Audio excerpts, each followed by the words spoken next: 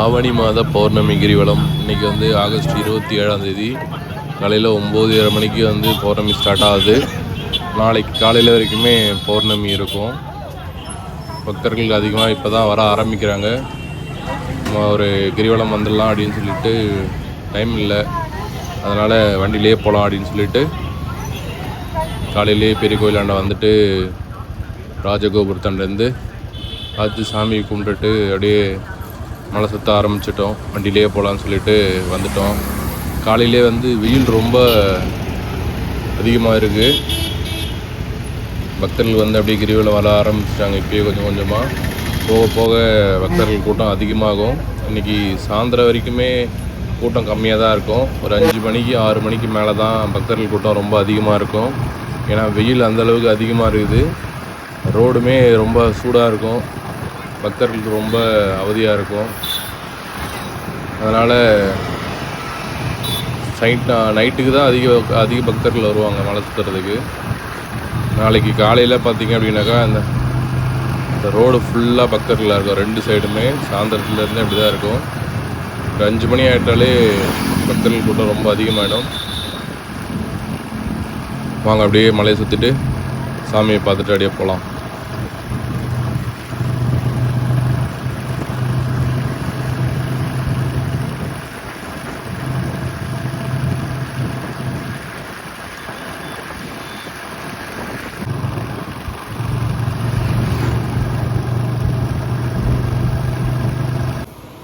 திருநீர் அண்ணாமலை ஆலயம் இது. கோயிலுக்கு அப்படியே பேக் சைடில் நேராக இருக்கும்.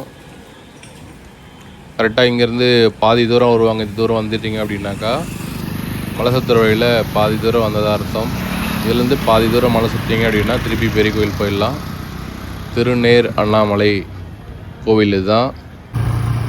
இங்கே வந்து தமிழ் புத்தாண்டு அன்னைக்கு சூரிய பகவான் சாமிக்கு மேலே வந்து படும்.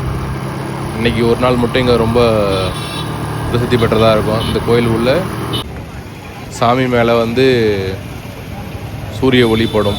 மலை மேலேருந்து டைரெக்டாக வந்து கோயிலுக்குள்ளே அன்றைக்கி ஒரு நாள் அன்றைக்கி மட்டும்தான் அதுக்கு வந்து அன்றைக்கி ரொம்ப விசேஷமாக இந்த இடத்துல கொண்டாடுவாங்க.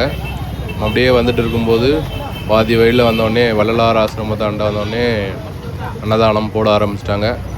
ஸோ காலையில் நம்மளும் சாப்பிடல, அன்னதானத்தை சாப்பிட்டு போயிடலாம் அப்படின்னு சொல்லிட்டு நின்றுட்டோம்.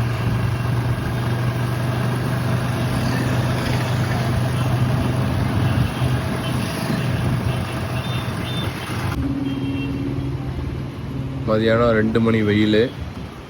எவ்வளோ வெயில் அடிக்குது பாருங்கள். அதுலேயும் பக்தர்கள் வந்து மலை சுற்றிட்டு தான் இருக்காங்க. இப்போ தான் 1-2 கடைகள் போட ஆரம்பிக்கிறாங்க.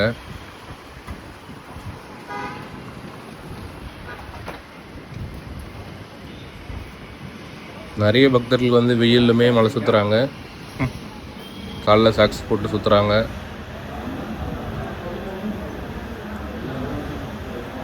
மழை வரும்னு எதிர்பார்த்தோம், ஆனால் மழை வரல. இன்றைக்கி ரொம்ப வெயில் அதிகமாக தான் இருக்குது. போன மாதம் காற்று மழை கொஞ்சம் வெயில் இருந்தது. இந்த மாதம் வந்து சாயந்தரம் ஆக ஆக தான் கொஞ்சமாக வெயில் வந்து குறைஞ்சிது. ஆனால் அப்பயுமே லைட்டாக தான் காற்றடிக்குது. மழை வர மாதிரி தெரியல. இன்றைக்கி மழை வருமானது டவுட்டு தான். பக்தர்கள் வந்து மலை சுற்றிட்டு ஈசானிய லிங்கத்துக்கிட்ட வந்துன்னு இருக்க வேலூர் ரோட்டுக்கிட்ட அப்பயே பக்தர்கள் கூட்டம் கொஞ்சம் கொஞ்சமாக அதிகமாகிட்டே இருக்குது.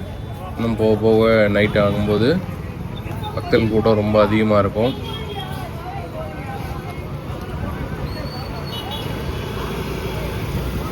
அங்கங்கே அன்னதானம் போட்டே இருக்காங்க.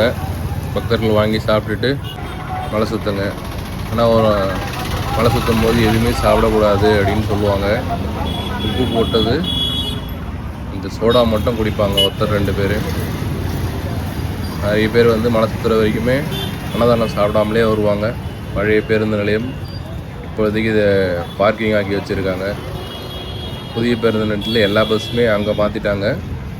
பௌர்ணமி அன்னைக்கு மட்டும் பௌர்ணமி பஸ் ஸ்டாண்ட் நடக்கும்.